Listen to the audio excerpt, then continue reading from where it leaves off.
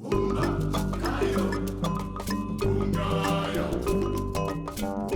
the month of April, we have decided to bring you wines from South Africa. If you know me, you know I love to travel.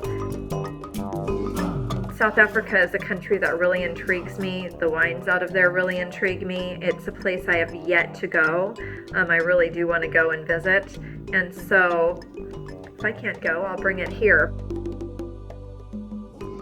South Africa is really interesting because they've been making wine since the early 1700s, but they're considered a New World winemaking region, and that's because the wine industry was controlled by the government. It was all like one variety or minimal varieties, and there just wasn't a lot of quality wine.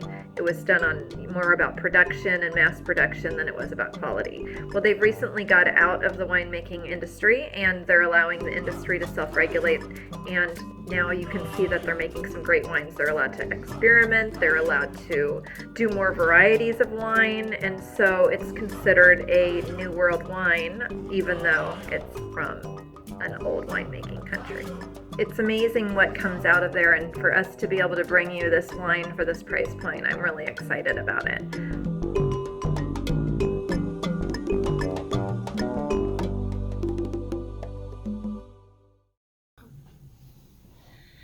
So I'm drinking the KRONE Borealis BRUT 2018 from Western Cape, South Africa, and this wine is named for the constellation Corona Borealis, and the story behind that constellation is Bacchus, the god of wine, fell in love with Ariadne, the daughter of the king of Crete, and in order to prove his love to her, he took her golden crown and threw it up into the heavens, making it a constellation where it would shine there forever. And the winemakers like to say that this wine is filled with millions of stars, the little bubbles. Bottle fermented, so that means the bubbles are created in the bottle. This is produced with 73% Chardonnay and the rest is Pinot Noir. It's harvested at night to preserve freshness. Color-wise, it's sort of an iridescent gold color. On the nose, it's orange blossom, apple, elderflower, a little bit of yeast. On the palate, it's got some minerality, oyster shell, some citrus coming through, a little creaminess from the yeast.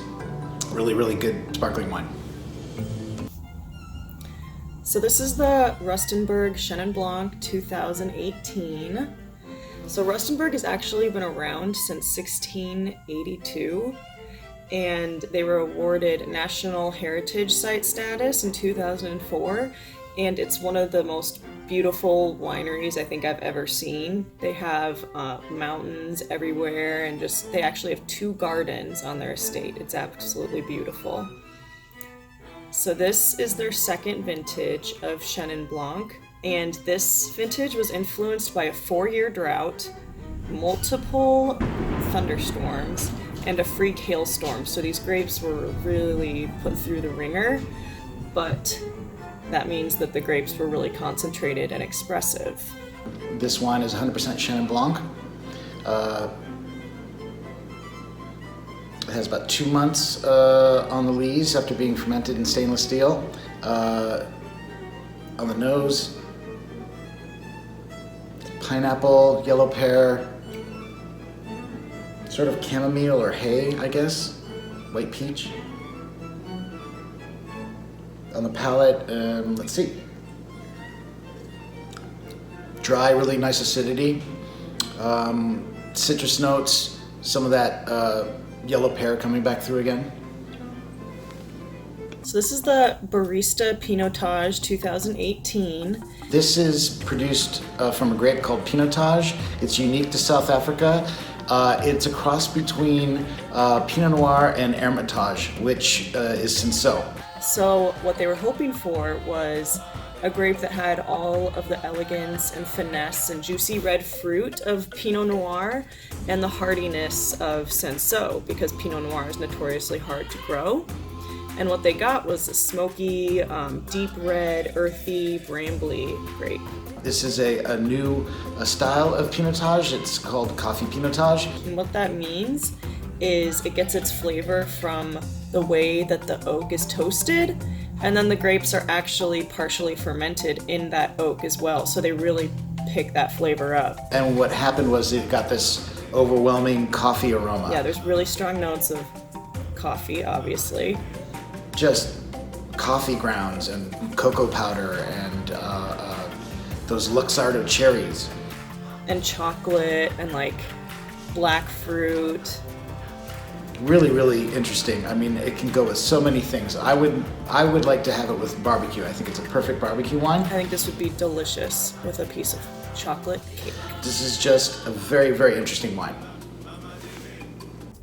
All right, so this is the one I was really looking forward to taste. GROOT Constantia Pinotage 2017.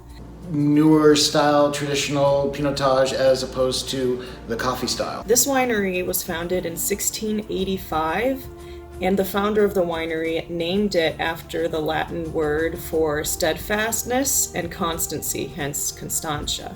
They are famous for creating South Africa's oldest wine, and it was actually mentioned in Jane Austen's Sense and Sensibility, and it was also the wine that Napoleon drank when he was exiled. Yeah, it smells really good. So yeah, this one is really smoky on the nose, really beautiful. It's savory and earthy and interesting and has that little bit of that tarriness, that asphalt that a lot of South African wines have because of the soils.